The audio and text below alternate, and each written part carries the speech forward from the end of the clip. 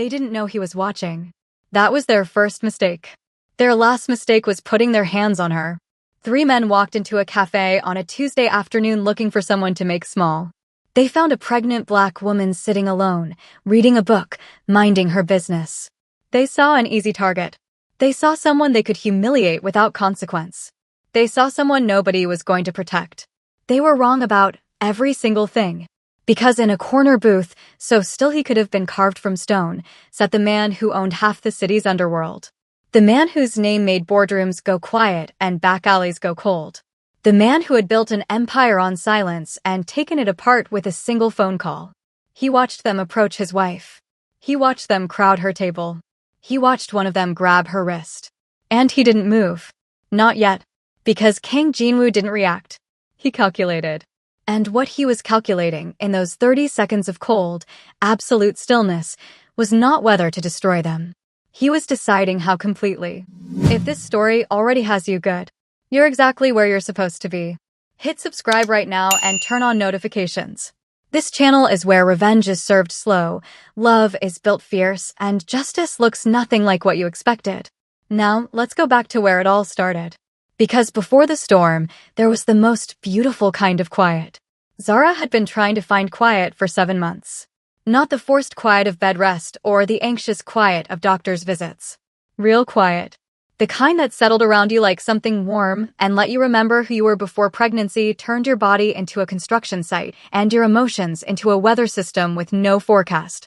She'd found it that Tuesday afternoon at a cafe called the Gilded Spoon, a small, overpriced place in one of the city's wealthiest neighborhoods that Jinwoo had mentioned exactly once, in passing, calling it quiet. Coming from him, that was a 5-star review. She arrived at noon, settled into a marble-top table by the window, ordered a latte she'd been craving for 3 days, and opened the novel she'd been 2 chapters into for 6 weeks. One hand rested on her belly. 7 months. 29 weeks and 4 days, to be precise, because she counted now. She counted everything. The kicks. The hours of sleep. The days until she could meet the person who had completely rearranged her internal organs and somehow still made her feel like the luckiest woman alive. Jinwoo didn't know she was here. She'd slipped out while he was in a meeting, leaving a note on the kitchen counter, cafe. Book. Latte. Don't send anyone. She'd underlined the last part twice. He had, naturally, sent someone anyway. Park Jin-ho was seated 3 tables behind her in civilian clothes, pretending to read a newspaper, doing a mediocre job of it. She had decided not to acknowledge him. Plausible deniability was the foundation of a happy marriage to Kang Jinwoo.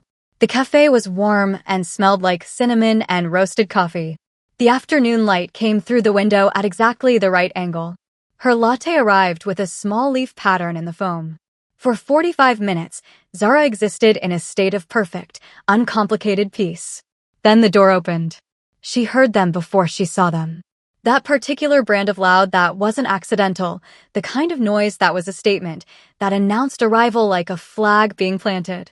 3 young men filed in wearing suits that cost real money and fit badly, the way clothes did when people bought them to signal wealth rather than because they actually knew what they liked. The one in front had a weak jaw and eyes that moved around a room looking for something to feed on. He found her inside of 4 seconds. Zara felt it. That particular prickle, the assessment, the categorization, the decision made in half a second about what she was and what she deserved. She'd felt it her whole life. She knew its shape intimately. She turned slightly toward the window and picked up her book. They got their coffees. She heard them moving in her direction. She kept her eyes on the page. Mind if we join you? The voice was right beside her table. Not asking. Announcing. She looked up. The weak-jawed one, Kevin, she would later learn, though in this moment he was simply the problem, stood with his 2 companions fanned out beside him, 3 grown men crowding a table built for 2, wearing the particular expression of people who expected the world to rearrange itself for them. I'm waiting for someone, Zara said. Polite. Firm. The tone of a woman who has handled this before and is prepared to handle it again. Kevin's smirk widened. His eyes moved to her belly with an expression that made her stomach turn. Waiting for someone, he repeated, like it was funny. This is a pretty exclusive spot. Didn't think they had a maternity ward section. The insult was so ugly and so deliberate that for a moment she simply sat with it, the way you sat with something rotten that appeared where it had no business being. "I think I belong here just fine," she said. Her voice was even. Her chin was up. The larger one, Bryce, leaned in.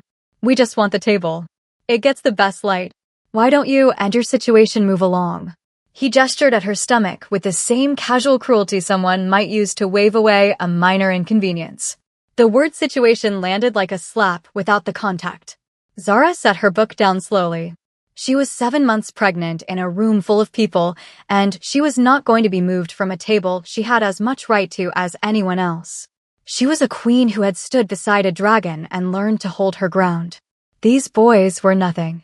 She was about to say exactly that, measured, final, and devastating, when Kevin reached across the table. He pushed her book aside. Then he grabbed her wrist. "Come on," he said, fingers tightening. "Let's go." Everything went quiet. The kind of quiet that happens when something crosses a line so obvious that the room itself holds its breath. "Get your hand off me," Zara said. Low. Dangerous. The voice she didn't use often. Kevin's grip tightened. "Or what? Your baby daddy coming to save you." He laughed. His friends laughed. The cafe went still around them. In a corner booth that Zara had walked past without registering, a man sat completely motionless. He had been there when she arrived. Had watched her settle in, had watched her order, had watched the afternoon light fall across her face and her hand rest on her belly, and the specific quality of peace that crossed her expression when she thought no one was looking. He had been going to leave. He had been in the neighborhood, the meeting had ended early, and he had recognized the cafe from the note she'd left and come in to find her. He had decided not to interrupt her quiet. That decision had now become something else entirely. Kong Jinwoo sat in that corner booth and watched Kevin Porter's fingers close around his pregnant wife's wrist. He watched her jaw tighten and her chin come up. He watched her tell him to let go. He watched the man laugh instead.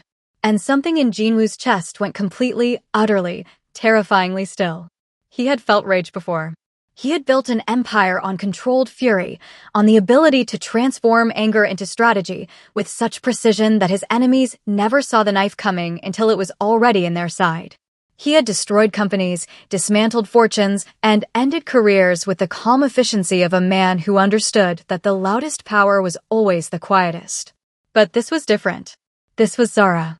This was 29 weeks and 4 days of the person he loved more than his own continued existence. This was the woman who had walked into his world knowing exactly what it was and chosen to stay anyway. This was the woman who argued with him about playlists and remembered the names of every person on his staff and cried at documentaries about animals and made him feel, for the first time in his life, like the world was something worth being gentle with. Her wrist. His fingers were on her wrist.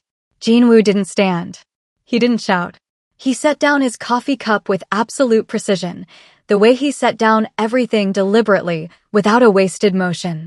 He looked at the 3 men with the particular quality of attention that his organization's enemies had described, in various depositions and confessions, as the most frightening thing they had ever experienced. Not anger. Calculation. The look of a man deciding not if, but how. Kevin had pulled Zara half out of her chair when he raised his free hand. "You stupid." The cafe went silent. "I wouldn't do that." The voice came from the corner. Quiet. Almost gentle. The kind of voice that didn't need volume because it carried something else entirely, the absolute certainty of a man who had never once in his life issued an empty warning.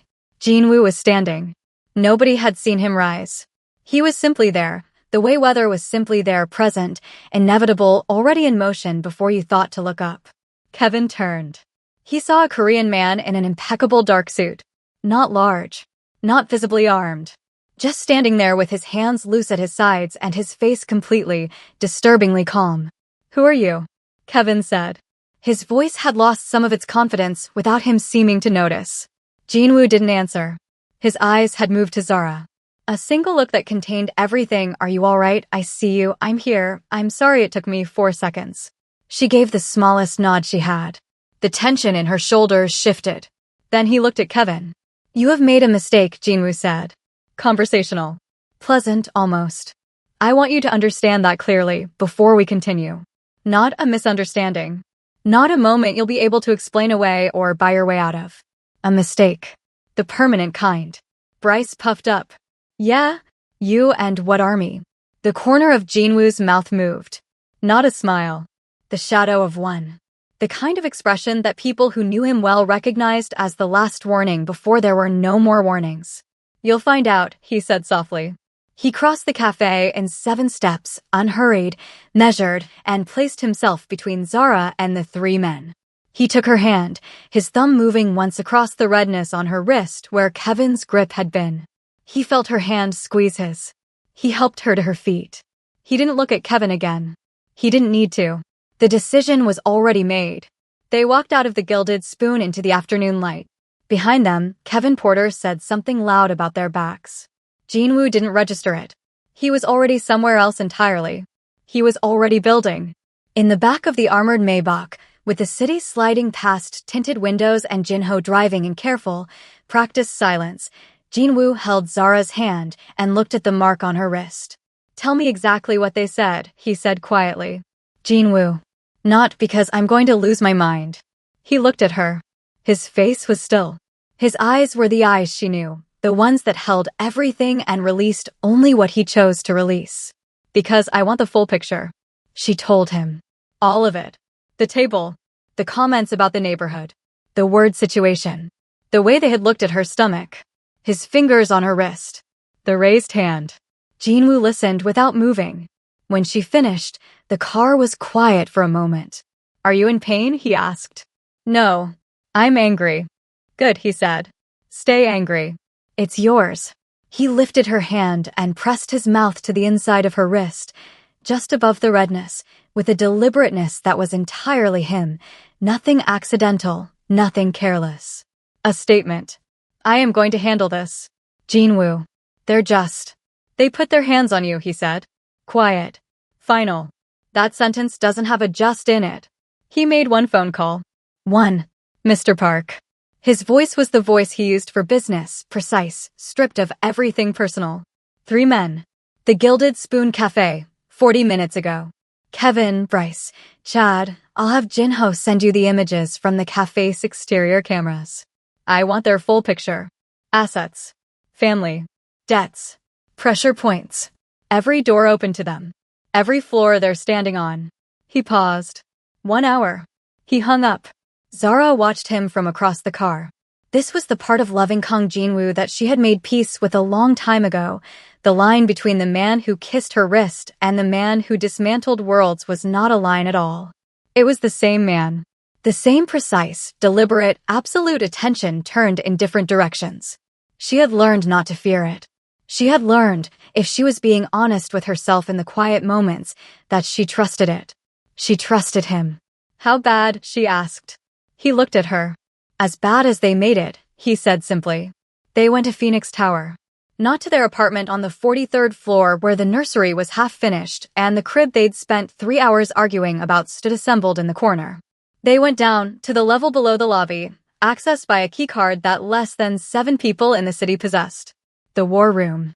Black walls, obsidian table, a bank of screens that covered one entire wall. This was the room where the legitimate face of Jinwoo's empire ended and the real thing began.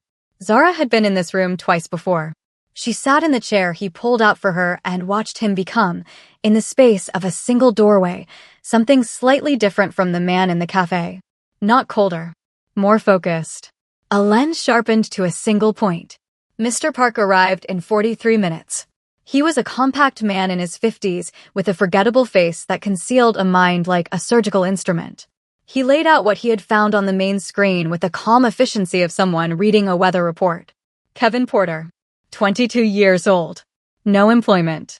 Sole beneficiary of the Porter Family Trust, $90 million, administered by Porter Financial Holdings. Park advanced to the next slide. His father is Marcus Thorne. Jinwoo was very still. Marcus Thorne. Yes, sir. The real estate developer. Currently in final negotiations to secure the Yongsan waterfront development project. He has leveraged the majority of his personal assets to secure the bid. The temperature in the room seemed to drop 2 degrees. The other 2, Jinwoo said. Bryce Miller and Chad Jennings. both enrolled at Northwood University on full athletic scholarships. The scholarships are their primary means of attendance. Neither family has independent means. Jinwoo stood from the table slowly. He walked to the screen and looked at Kevin Porter's face for a long moment. The smirking face from the cafe security footage caught mid-laugh, utterly unbothered. The trust, he said. How is it structured? Park explained. The board. The pressure points. The bank relationships. Jinwoo listened with his hands clasped behind his back and his eyes on the screen, and Zara watched him build something in real time, not a plan so much as an architecture. Precise. Interconnected. Every piece supporting every other piece. Freeze it, Jinwoo said. Tonight. By morning it goes into forced liquidation. He turned to Park. Silent. No fingerprints. Find the board members' pressure points and use them. I want Kevin Porter to walk into a store tomorrow and have his card declined. Yes, sir. The university. We have the dean of admissions. His son's gambling debt. Yes, sir. Send him the cafe footage and every piece of their social media history. Tell him the university's reputation depends on permanent expulsion and immediate scholarship revocation. And their online presence I want it erased. Not deactivated. Erased. I want them to open their phones and find nothing. Park was typing without looking up. And Thorne. Jinwoo returned to the table. He sat down, and for a moment he said nothing. Zara watched his face.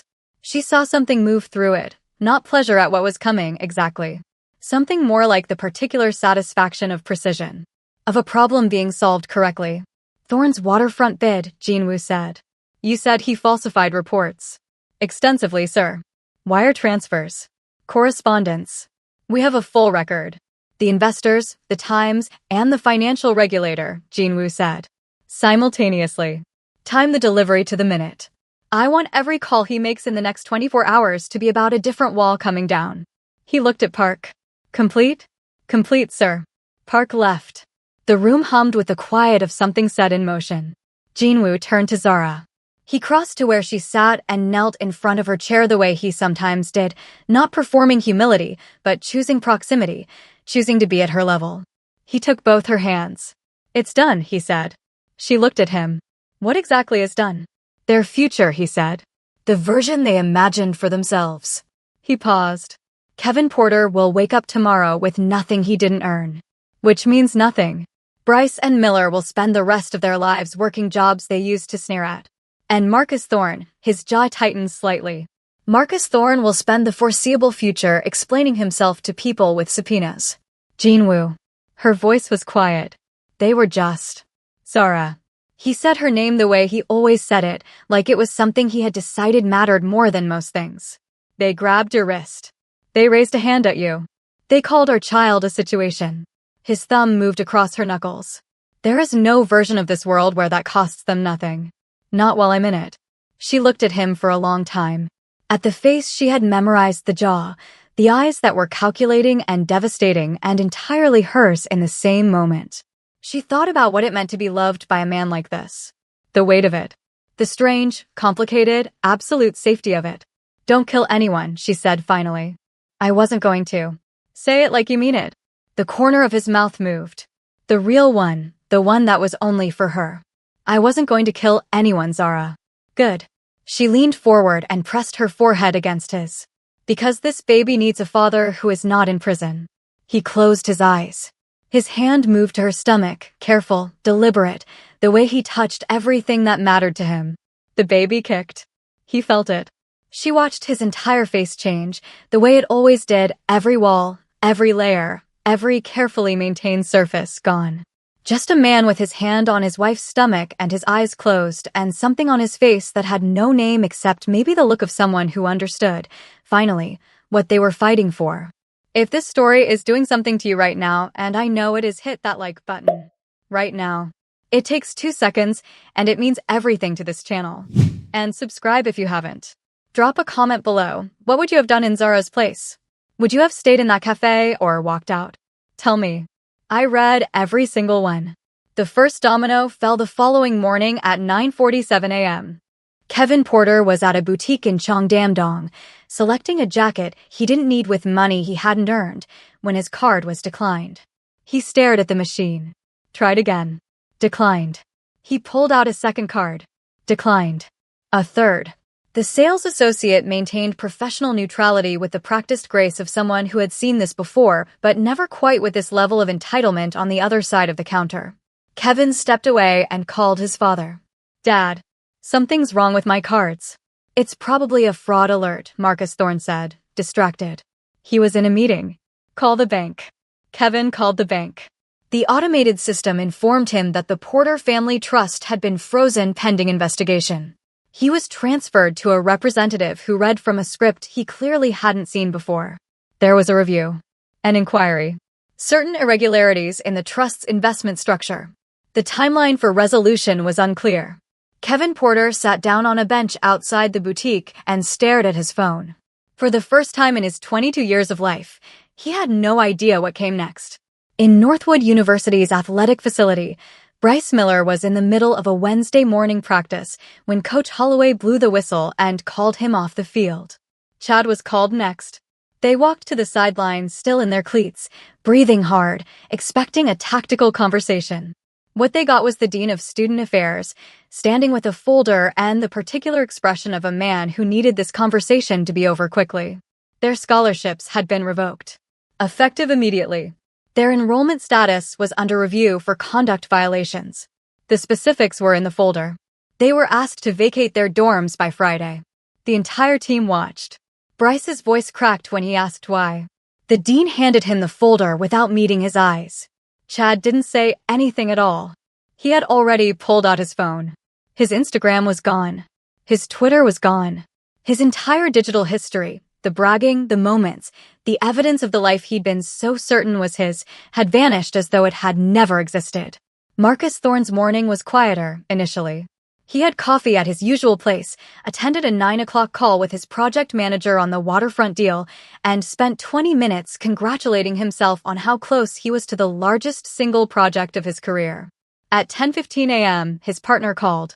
At 10:17 a.m., his lead investor called. At 10:20 a.m., 3 more investors called simultaneously. An email had arrived in every inbox connected to the Yongsan waterfront project. Anonymous sender. Attached, wire transfer records, internal correspondence, falsified environmental assessments, and the names of the city officials who had received payments to look the other way. Every detail of how Marcus Thorne had built his bid on fraud, documented with the precision of someone who had been holding this information for exactly this moment. By noon, the Times had published their first article. By 2 in the afternoon, the financial regulator had opened a formal investigation. By 4, Thorne Consolidated stock had dropped 31% and was still falling. Marcus Thorne sat in his office and watched the screens and made calls that nobody answered and sent messages that came back undelivered. He was a man standing in a house he'd just realized was on fire, in every room, simultaneously. He spent the rest of the day making calls trying to find the source. Every thread led to the same name, spoken in the same hushed, frightened way, by people who had thought they were safe and were now understanding that safety was a permission, not a right. He called the number at 8 that evening. Jinwoo let it ring 4 times before answering. "I know who you are," Thorne said. His voice was the voice of a man who had spent the day being stripped. Not just of assets, of the certainty that had held his whole self-image together. "I know what you've done. What do you want? Name a price. A partnership. Anything." Jinwoo was in the living room of his apartment. Zara was asleep down the hall. The city was a grid of lights through the floor-to-ceiling windows. He stood looking at it with the phone against his ear and let Thorne talk. When the man finally ran out of words, Jinwoo spoke. "Yesterday morning," he said, "your son put his hands on my pregnant wife in a cafe. He grabbed her wrist. He raised his hand to her face. He called our child a situation." Silence on the other end. "I want you to understand something clearly," Jinwoo continued, his voice the same as it always was, quiet, precise, carrying the weight of complete certainty. "I didn't take your world because of what it was worth.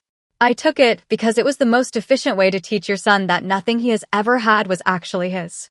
He learned today what it feels like to have something taken away by someone who barely notices the effort. He will spend the rest of his life working to rebuild what he lost in 24 hours, and every day he works, he will know why." He paused. "That is the lesson. I hope he learns it. Thorn's voice was shaking now. You've destroyed everything I've built. My son made a mistake. He's young. He doesn't. Your son is 22 years old, Jinwoo said. He is not young. He has simply never once experienced a consequence. His voice remained level. You gave him that. Everything he did in that cafe, the certainty that he could do it, the expectation that there would be no cost, you gave him all of that. So yes, I took what you built. Because what you built produced what I watched reach for my wife's face. The line was quiet for a long moment. There is one more thing, Jinwoo said. Thorn waited, breathing audibly. The regulator's investigation into your waterfront dealings will proceed without interference from me. The people you defrauded deserve their money back. The officials you bribed will face consequences of their own. I will not protect you from any of it. A pause. And inside whatever correctional facility receives you, you will find that the people around you are aware of who I am, and they are aware of what you did. I want you to think about that every morning when you wake up. He ended the call. He stood at the window for another minute. Then he walked down the hall. Zara had kicked off the blanket, which she did every night without fail, and he pulled it back over her with the careful precision of a man doing the most important thing he would do all day. He sat on the edge of the bed in the dark. She stirred. Is it done? For now, he said. She opened her eyes and looked at him. In the dark, with the city lights coming through the curtains, she could see his face, the face that the underworld feared and she loved, both things completely true and completely compatible. She reached up and touched his jaw. Come to bed, she said. He lay down beside her, her back against his chest, his arm around her and their child, her hand over his. The city went on outside, recalibrating quietly around the lesson it had been taught, filing it away the way cities filed away the things they knew better than to say out loud. Jinwoo lay in the dark and listened to Zara breathe and felt the small, precise movements of the person they had made together. And the thing that had been cold and still and calculating inside him since the moment he watched a stranger's hand close around her wrist finally, slowly released. 3 days later, he came home to find Zara standing in the nursery with her hands on her hips and an expression on her face that he had learned, in 2 years of marriage, meant a conversation was already in progress whether he was ready for it or not. The crib is crooked, she said. He looked at the crib. It's level. The left side is lower. It's identical on both sides. Jinwoo. The left side. He looked at the crib for a longer moment. I'll check it. I already checked it. It's crooked. He looked at her. At the way she was standing, chin up, one hand still on the crib railing, 7 months and 4 days of pregnancy making her look simultaneously more powerful and more exhausted than anyone he had ever known. He walked over and checked the crib. It's level, he said. It is not level. Zara. Don't say my name like that. Like what? Like you're trying to end a business meeting. He looked at her for a moment. Then he sat down on the floor of the nursery, right there in his suit, and started checking the crib legs one by one. She watched him for a second, then sat down beside him, her back against the wall, legs stretched out, one hand on her stomach. They sat like that for a while. I keep thinking about what she looked like, Zara said quietly. He didn't ask who. The barista. She watched the whole thing happen and didn't say a word. She paused. I'm not angry at her. I understand why. But I keep seeing her face. Jinwoo said nothing. He knew when she was talking to him and when she was talking through something. This was both. I don't want our daughter to grow up thinking she has to be quiet about it, Zara said. I don't want her to think that's just the way things are. That you manage it and move on and don't make a fuss. She looked at her stomach.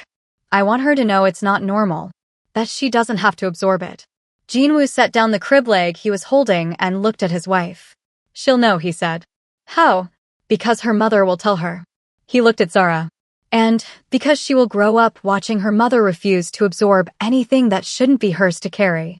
Zara was quiet. Then she leaned her head against his shoulder. He put his arm around her. The nursery was half finished around them, the crib that may or may not have been level, the mobile still in its box, the soft rug from a shop in Insadong that Zara had insisted on and he had carried 6 blocks in the rain without complaint. Jinwoo, she said. Yes. The left leg is definitely lower. He exhaled. I'll get the level. She smiled into his shoulder. He pressed his mouth to the top of her head. Outside, the city moved through its afternoon, entirely unaware that in a half-finished nursery in a tower on its northern edge, the most feared man in its underworld was sitting on the floor checking furniture leg by leg for his wife. Some things, he had learned, were worth more than the empire. Most things when Zara was in the room. 2 weeks later, everything changed. It started with a phone call Jinwoo wasn't supposed to receive, from a number he didn't recognize, routed through 3 relays that suggested someone who knew how to move without being tracked. He answered it at 6 a.m., standing in the kitchen before Zara was awake, coffee in hand, watching the first light come through the windows. The voice on the other end was male. Korean. Careful in the way of someone who had rehearsed what they were going to say and was still afraid of saying it. Mr. Kong. I'm going to tell you something because I have a daughter too. And because what I know is going to happen is something I can't have on my conscience. Jinwoo set down his coffee cup. Talk, he said. What he heard in the next 4 minutes changed the temperature of the morning. What he heard confirmed something he had felt for the past week, a subtle wrongness in the organization's edges, a pattern in the intelligence reports that didn't align, a name appearing in 2 places it shouldn't. He had been watching it. He had not yet decided what it meant. Now he knew what it meant. He stood in the kitchen after the call ended and looked at the city for a long moment. Behind him, down the hall, he could hear the soft sounds of Zara beginning to wake up. The particular sequence of movements he had memorized without meaning to, the way she shifted in the sheets, the small sound she made, the pause before she sat up. He had 2 weeks until the baby came. Possibly less. And somewhere inside the organization he had built from nothing, something had gone wrong in a way that was moving toward him. Toward them. He picked up his phone and called Park. Get me everything on Director Lim, he said quietly. And do it before 8. Before anyone knows you're looking. Sir, Park said. And then, after a pause, is it serious? Jinwoo looked at the hallway. At the closed door at the end of it. At the world behind that door that was 29 weeks and 4 days old and entirely unaware of what was happening in a kitchen 50 feet away. Yes, he said. Get me everything. He heard Zara's feet hit the floor. He heard her say his name, still half asleep, the way she said it in the mornings, without armor, without anything in it except him. He hung up and turned toward the hallway. He would protect this. Whatever it took. Whatever came next. He always did. Part 2 is coming. And what's waiting on the other side of that phone call is going to change everything you think you know about Kong Jinwoo. Subscribe right now. Hit the bell. Drop a comment. Who do you think Director Lim is, and how deep does this go? Because I promise you, you are not ready for what's coming.